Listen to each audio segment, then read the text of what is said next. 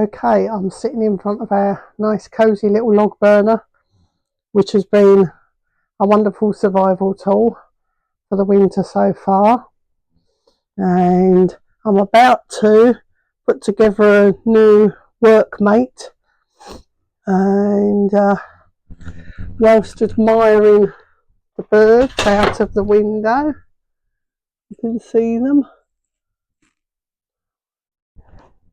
And with that log burner going all the time, we managed to achieve 17 degrees with the damp being under 50%. So it feels lovely and cozy in here when you walk in from outside. When we're cooking with the oven, we sometimes get it up to like 22. And this is all whilst it's like anything from -1 to -6 outside. Let's take you round and show you what living here in the winter is like.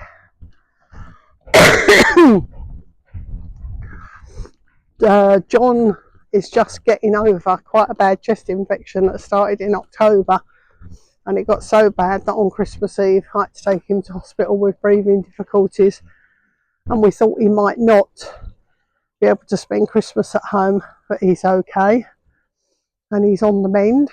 This pond this morning, when it was -6 outside, was almost completely frozen over, apart from a little hole where the pump water's running. And we've added some fresh water to it this morning and managed to defrost all the ice. It'll probably ice up again tonight.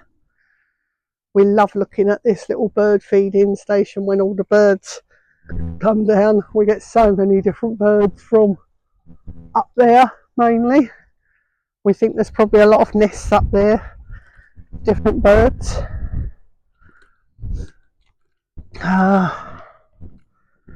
One of the things that we really struggled with was me having to do all the chores that John normally does, as well as the chores that I normally do, for about the last 3 months. But we've survived. I literally had to come out here almost every day for an hour or two and just chop up as much wood as I could to keep us going.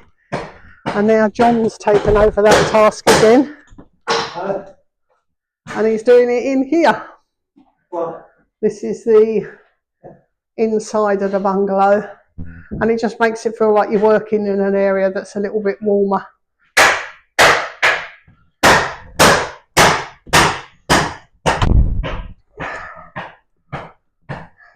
You can still work outside if you're in a sunny spot, and the animals usually tell us where the warmest spot is.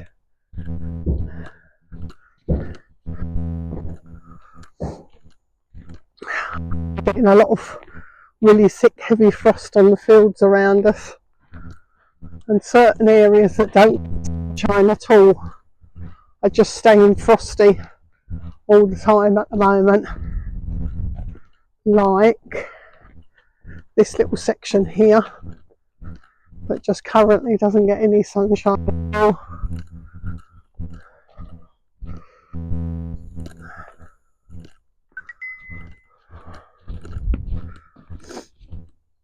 All of that wood was supposed to have been chopped and organised last summer, but we just didn't get round to it. It was our first summer. We didn't anticipate how much stuff would grow and how much time we would be spending just cutting down grass and weeds. But this year we have a plan to get a head start on that.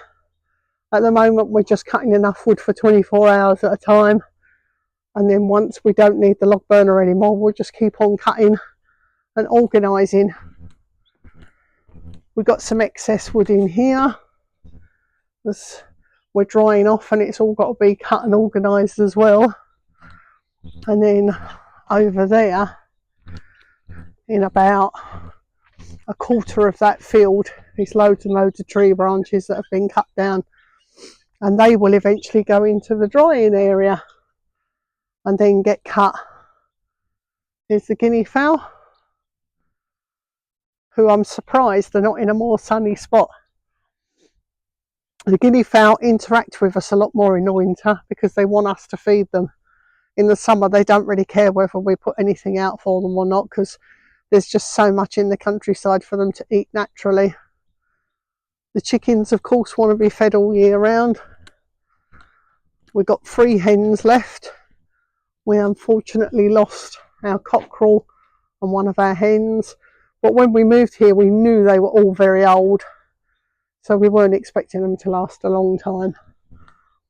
We're looking forward to the day when we can go and buy and choose our own laying hens, and we've promised the grandchildren that when that day comes they will come with us, choose them and name them themselves. We've got an area over there where sometimes you can see there's a little bit of a flooded area. Sometimes you see ducks on there, and that's quite nice to see. And as you can see in this field, a lot of it gets the sunshine all day, but there's little sections of it that just don't get any sunshine at all and just remain really frosty and hard.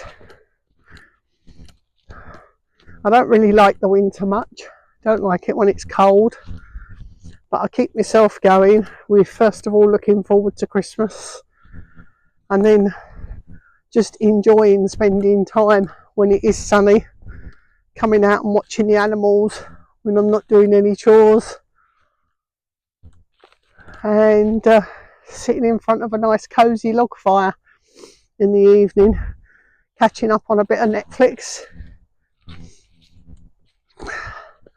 I don't know if you can tell, but if you look back on our other videos you'll see that although we've still got a lot of work to do, I think we have come a long way in the I think it's about 18 months we've been here now. So this is our second winter. We've gone through one summer. We now think we've got a fair idea of what work we require all the time just to keep the place going, and what work we've got to do to get it to the state that we want it in.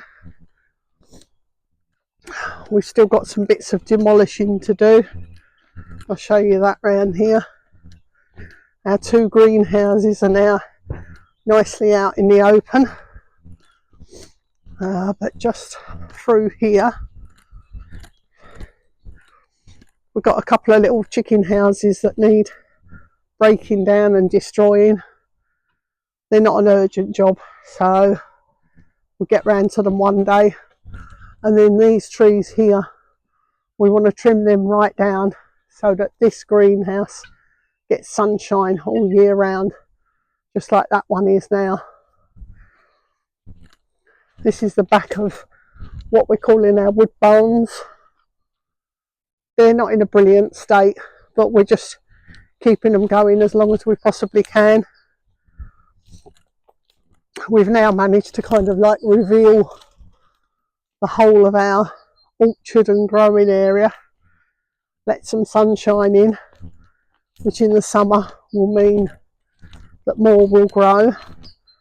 This used to be the brick built chicken house that was already partially falling down when we got here, so we've demolished the rest of it. The playground, we were thinking about, especially the trampoline, kind of taking it down for the winter, but we've secured the base to the ground so well that we think we can afford to leave it up. And it's now been up during at least half a dozen major storms with winds of about 60-70 mile an hour, and it hasn't blown away or fallen down, so we're quite pleased with that. It just saves a load of hassle. In our last garden we used to keep putting the trampoline up and taking it down every time the kids came, but I don't think we need to go through that hassle. This morning was the first morning that we discovered the water tank in the camper van has frozen. I don't think any of the pipes have burst. Had a quick check of the ones I could see. So what I'm doing now is I've connected it up to the electric, put the water heater on and put a little fan heater on in there, topped it up with a little bit of fresh water in the hope that I can thaw that out and save it. And what we might do while we've still got this winter weather is just plug it into electric when it's parked here and keep the little water heater on, which will just stop it freezing over, hopefully. Can't think of much else to tell you. So I'll see you another time.